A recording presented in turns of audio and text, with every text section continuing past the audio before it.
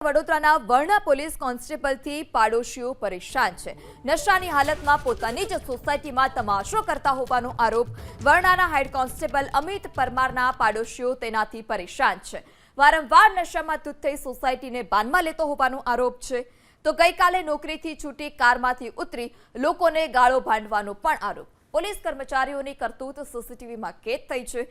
સ્થાનિકોએ CCTV footage પણ viral કર્યા। અગાઉ નશામાં કાર ચલાવી અકસ્માત કરવાનો પણ આ પોલીસ કોન્સ્ટેબલ પર આરોપ છે। વડોદરાના વર્ણા પોલીસ કોન્સ્ટેબલથી પાડોશીઓ પરેશાન છે।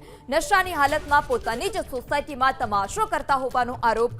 વર્ણાના હેડ કોન્સ્ટેબલ અમિત પરમારના પાડોશીઓ તેનાથી પરેશાન છે। વારંવાર નશામાં ધૂત થઈ સોસાયટીને બાનમાં લેતો હોવાનો આરોપ છે।